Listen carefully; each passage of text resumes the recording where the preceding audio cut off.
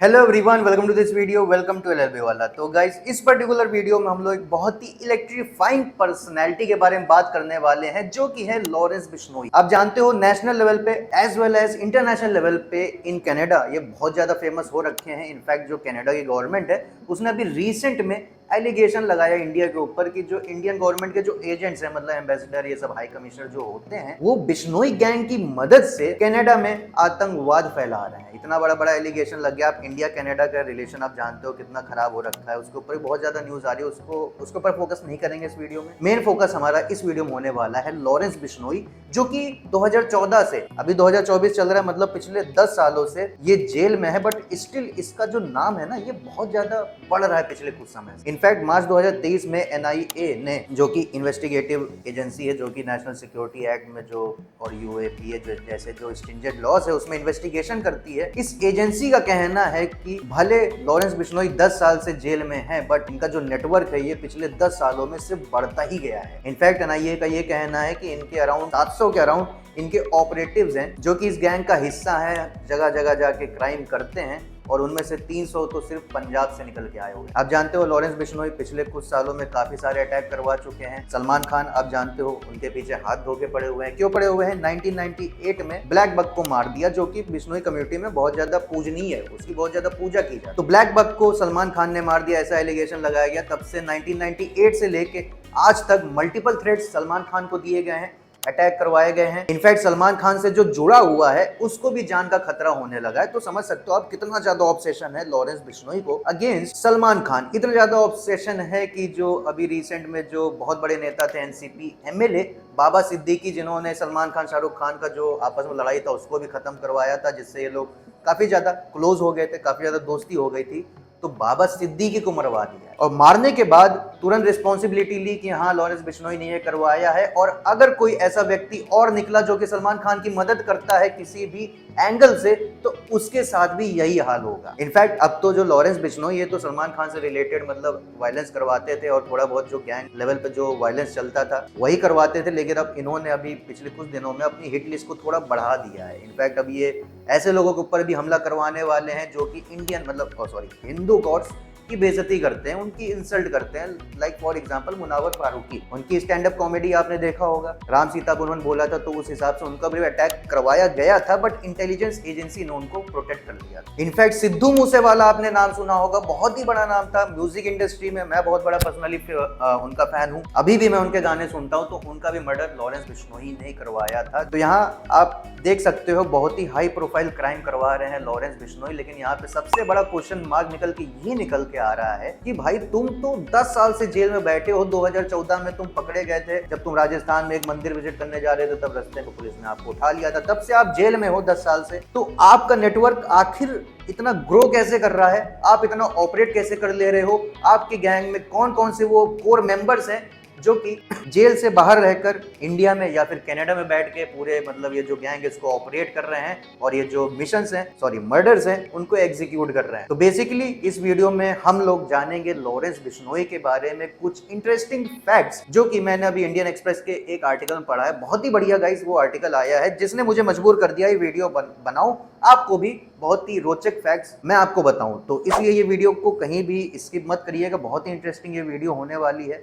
Lawrence Bishnoi के बारे में आपको बहुत कुछ पता चलेगा कि कैसे वो इतने बड़े क्रिमिनल बने। स्टूडेंट पॉलिटिक्स से इन्होंने अपना क्राइम करना स्टार्ट किया था। इनफैक्ट एक और बढ़िया आपको फैक्ट बताता हूँ कि 84 केसेस इनके ऊपर अभी अराउंड चल रहा है, उसमें से 18 केसेस तो इनके ऊपर तभी हो गए थे जब ये अपने कॉलेज लाइफ जी रहे थे। तो इसके ऊपर भी आगे डिटेल में बात करेंगे। तो बेसिक यहाँ पे फोकस होगा लास्ट में कि इनके जो गैंग में जो मेन मेंबर्स है वो कौन है, और ये जानेंगे लॉरेंस बिश्नोई जो नाम है ये इतना बड़ा कैसे हो गया जेल में रहते हुए। इनफैक्ट एक और फैक्ट मैं आपको बताता हूँ कि अभी रिसेंटली इनके जो एडवोकेट हैं लॉरेंस बिश्नोई के, उनका कहना था कि जब इन्वेस्टिगेटिंग एजेंसी ने जेल में विजिट किया, तब उनको लॉरेंस बिश्नोई के पास से कोई भी मोबाइल फोन नहीं मिला। तो बिना मोबाइल फोन के कैसे ये ऑपरेट कर रहे हैं भगवान ही जाने। बट यहाँ पे अभी तक इन्वेस्टिगेटिंग एजेंसी आज तक कोई भी पुख्ता सबूत ला के नहीं रख पाई है कि भैया इनके पास फोन है, ये बोर्ड ऑफ कम्युनिकेशन यूज करके ये सब काम करवा रहे हैं जेल में बैठे हुए। ऐसा कोई भी यहाँ पे प्रूफ निकल के नहीं आया है कहाँ पे कौन सी जेल में है ये अभी। तो अहमदाबाद में जो साबरमती जेल है उसमें ये भी है। तो ये चीज है। अब चलिए मैं कुछ आपको फैक्ट्स बताऊंगा जिसके बारे में आप जानोगे तो आपको पता चलेगा भैया ये जो लॉरेंस बिश्नोई है ये इतना बड़ा नाम आखिरकार कैसे हो गया। तो गाइस स्टार्ट करते हैं लॉरेंस बिश्नोई के असली नाम से। जी हाँ, लॉरेंस बिश्नोई इनका रियल नेम नहीं है, इनका रियल नेम है बलकरण बरार।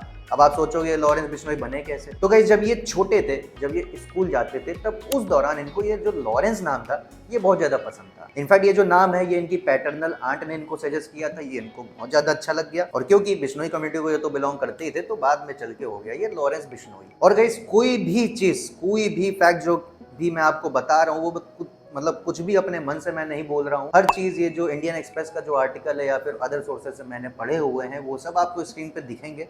सब मैं लाइन बाय लाइन लगाता जाऊंगा जो जो मैं बोल रहा हूँ। तो कोई भी चीज मन से नहीं बोल रहा हूँ, सब वेरीफाइड फैक्ट्स हैं। तो गाइस जब इंडियन एक्सप्रेस के जो जर्नलिस्ट थे, इनके ये जो लॉरेंस बिश्नोई के जो भाई हैं रमेश बिश्नोई, इनका इंटरव्यू लेने गए तब रमेश बिश्नोई ने ये कहा कि ये बहुत ज्यादा मतलब चौंक गए थे क्योंकि फैमिली ने कभी सोचा नहीं था कि लॉरेंस बिश्नोई इतना बड़ा क्रिमिनल बन के आ जाएगा और सोसाइटी के लिए इतना ज्यादा डेंजरस आदमी हो जाएगा। क्योंकि मैं अगर आप बताऊं ना आपको, लॉरेंस बिश्नोई बहुत ही बढ़िया फैमिली से बिलोंग करता था। इनके पिताजी हरियाणा की पुलिस में नौकरी करते थे, प्लस अराउंड 110 एकड़ की इनके पास जमीन थी, तो पैसे की कोई भी कमी नहीं थी। इनफैक्ट जो लॉरेंस बिश्नोई है ये अपना जीवन भर जब भी ये जेल से बाहर रहे हैं तो बहुत ही एक्सपेंसिव लाइफ इन्होंने जी है। महंगे महंगे कपड़े पहनते थे, महंगे महंगे जूते पहनते थे। इनफैक्ट रिपोर्ट्स का ये भी कहना है कि जब से ये जेल में है तो जेल में ही इनके ऊपर लगभग 35 से 40 लाख रुपए इनकी फैमिली हर साल खर्च करती है। मतलब आप अंदाजा लगाओ तो अराउंड 3 लाख हर महीना। 3 लाख यहाँ लोग कमा नहीं पाते हैं भाई, तो उतना तो इनके ऊपर अकेले खर्चा हो जा रहा है। अब ये सारे फैक्ट्स जान के आप खुद कंफ्यूज हो गए होंगे कि भाई जब इतनी अच्छी फैमिली से बिलोंग करते हो, इतना सब कुछ पीछे मतलब हेल्दी मामला है, वेल्दी मामला है, रिच मामला है, तो भाई आदमी क्रिमिनल क्यों बना बेसिकली। तो गाइस मेरे दिमाग में यही सवाल आ रहा था कि भाई जब इतने अच्छे बैकग्राउंड से तो मतलब क्रिमिनल मास्टरमाइंड क्यों बने,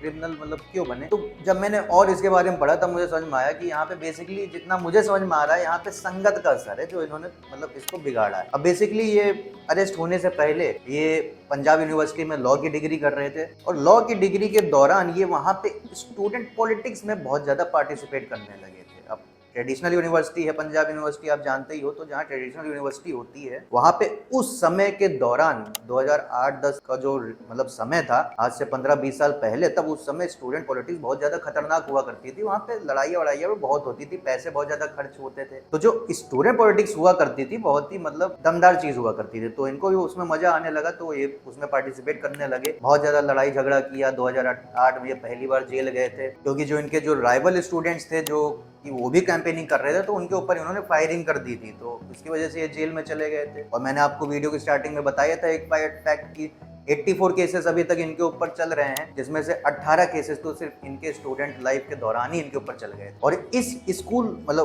स्टूडेंट लाइफ के दौरान यहाँ पे पंजाब यूनिवर्सिटी में इनके जो इनकी गैंग के जो कोर टीम्स है इनकी वहां पे उनसे ही मुलाकात हुई थी। जैसे गोल्डी बरार, आप बहुत ज्यादा नाम सुने होंगे, बहुत ज्यादा ट्वीट भी आता है Goldy Brar takes responsibility of this attack etcetera. तो गोल्डी बरार से ये वहां पंजाब यूनिवर्सिटी में ही मिले थे, तो वहां से इनकी संगत खराब हो गई थी। ऐसे ही वायलेंस करते रहे, इनको मजा आता रहा और वहां से ये जो क्राइम का जो वर्ल्ड है उसमें ये और भी ज्यादा घुस गए। इनफैक्ट पंजाब यूनिवर्सिटी में ये यारों के भी यार थे, मतलब किसी अगर दोस्त की लड़ाई हो जाए तो वहां पे ये बयाना लेने चले जाए, तो इस चीज से भी इनकी वैल्यू काफी ज्यादा बढ़ने लगी थी वहां पे। और जब ये जेल में चले गए तो उसके बाद जब ये जेल से बाहर निकले ये फिर से स्टूडेंट पॉलिटिक्स में पार्टिसिपेट करने लगे। इनफैक्ट 2010 में ये पंजाब यूनिवर्सिटी के जो स्टूडेंट ऑर्गेनाइजेशन है उसके प्रेसिडेंट की इलेक्शन लड़ने की कोशिश की। वहां पे राइवल प्रेसिडेंट था, इन्होंने उसके साथ असॉल्ट कर दिया जिसकी वजह से ये फिर जेल में चले गए।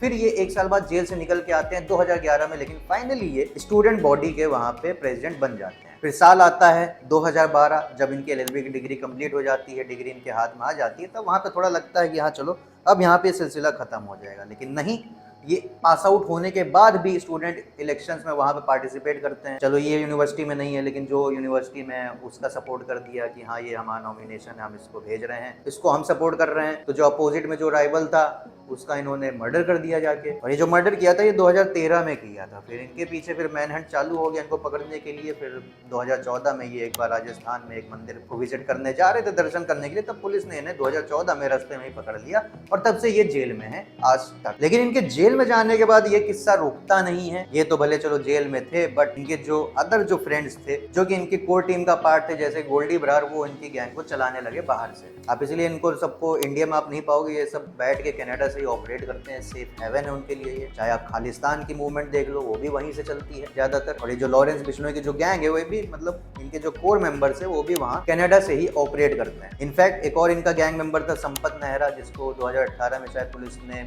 हैदराबाद एसटीएफ ने हैदराबाद से अरेस्ट किया था। क्यों अरेस्ट किया था? क्योंकि ये सलमान खान को मारने की प्लानिंग कर रहे हैं। मतलब सारी चीजें तो एक जगह है, लेकिन जो सलमान खान को जो मारने का गुस्सा है वो इनके अंदर एक जगह है। ये हमेशा शुरुआत से रहा है इनके अंदर। इनफैक्ट 2023 में इन्होंने बयान भी दिया था कि भैया मैं तो अब 10 साल से जेल में हूँ, अब मुझे लगता भी नहीं मैं जेल से कभी बाहर निकल पाऊँ। तो अब यहाँ पे मेरे जीवन का बस एक ही उद्देश्य बच रहा है, क्योंकि अब खोने के लिए तो इनके पास कुछ है नहीं। तो इनका स्टेटमेंट ये था कि अब मुझे देश का सबसे नंबर 1 क्रिमिनल बनना, मतलब ऐसा हो कि दाऊद इब्राहिम का जो नाम चलता है उससे भी ऊंचा इनका नाम हो, और कहीं ना कहीं इनका जो नाम है ये ऊंचा हो रहा है। तो गाइस ये सारी चीजें थी about the evolution of Lawrence Bishnoi कि लॉरेंस बिश्नोई आखिरकार लॉरेंस बिश्नोई कैसे बने और क्यों इनका जो दायरा है, इनका जो नेटवर्क है, वो जेल में रहते हुए भी क्यों बढ़ता जा रहा है। अब चलिए इसका जो मेन रीजन है, जो कि इनके गैंग मेंबर हैं, जो कि इनके कोर टीम का पार्ट है, उसके बारे में जानते हैं। तो गाइस सबसे पहला नाम है रोहित गोदारा। अभी इनकी पैदाइश हुई थी बीकानेर में, लेकिन अभी ये प्रेजेंटली यूके में रह रहे हैं। आप जानते हो इंडिया में नहीं रहेंगे, इंडिया में रहेंगे तो पकड़े जाएंगे। तो इनके ऊपर कम से कम एटलीस्ट 30 केसेस चल रहे हैं मर्डर के, attempt to murder, extortion etcetera, जो कि इन्होंने किए हैं राजस्थान। इनफैक्ट जो बहुत ही मेजर किलिंग्स हुई है रिसेंट में, जैसे कि सिद्धू मूसेवाला की 2022 में जो किलिंग हुई थी, मर्डर हुआ था, फिर राजू ठेठ जो कि बहुत बड़े गैंगस्टर थे, इसके अलावा सुखदेव सिंह, इन सब के मर्डर में इनका इन्वॉल्वमेंट था। प्लस